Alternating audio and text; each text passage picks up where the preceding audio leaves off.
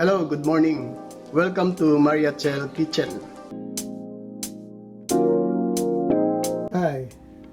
Ngayon ituturo ko sa iyo kung paano pagluto ng chopsuey. Ito po ang mga ingredients niya. Sari-saring vegetable, may sayote, carrots, celery, bell pepper, cabbage, at ang panggisa, onions at garlic. Gagamit tayo ng pork giniling.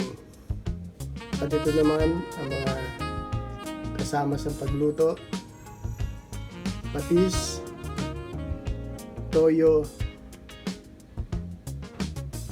cornstarch, at asin.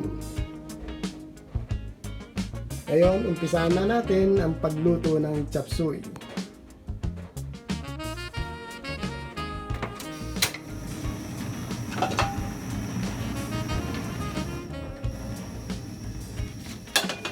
Ngayon, gagamit tayo ng stainless wok. Ito ay madalas gamitin ng Chinese cooking. At ang ating lulutuing chopsuey ay nagmula pa sa China.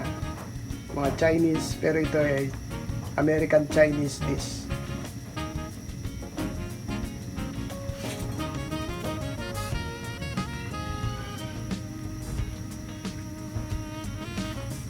Stainless to, kaya kailangan painitin natin mabuti.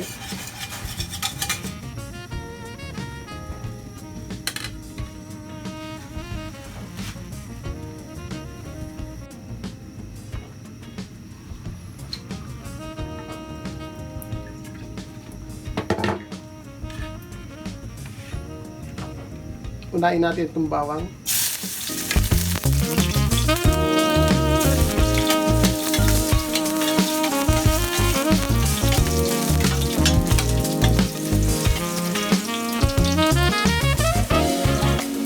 Buyan.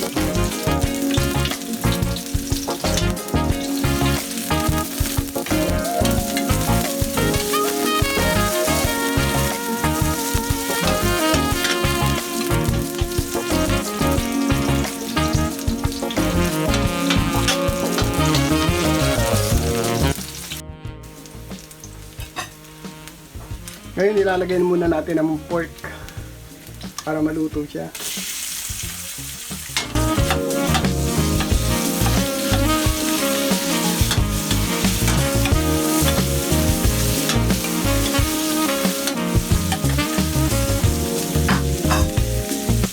Lagyan natin konting asin.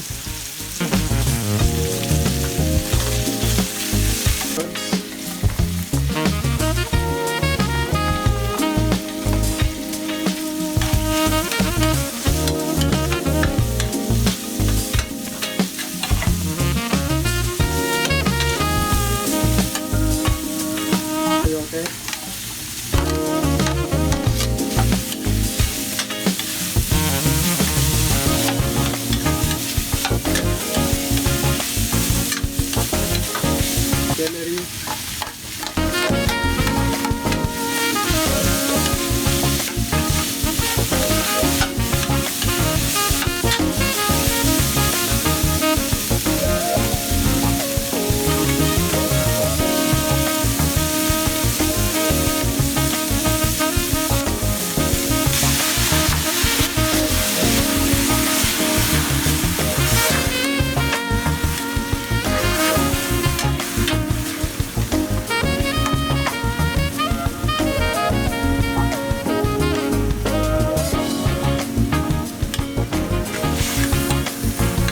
lagyan natin konting toyo.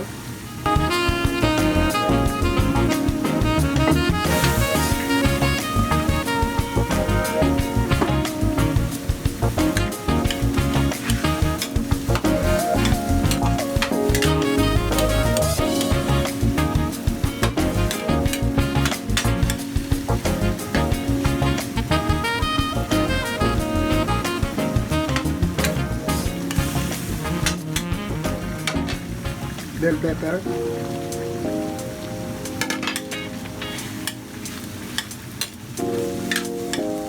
Ngayon, isunod natin ang celery seeds.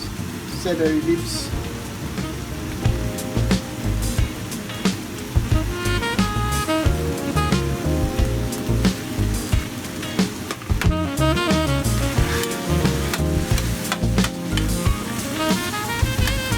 Tapos itong cabbage.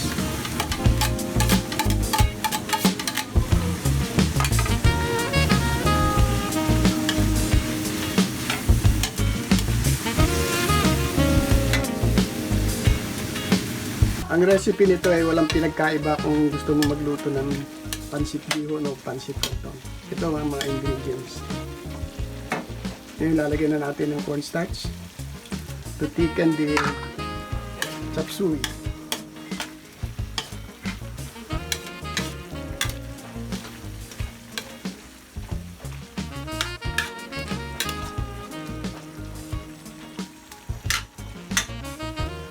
Now ready to serve in a serving dish.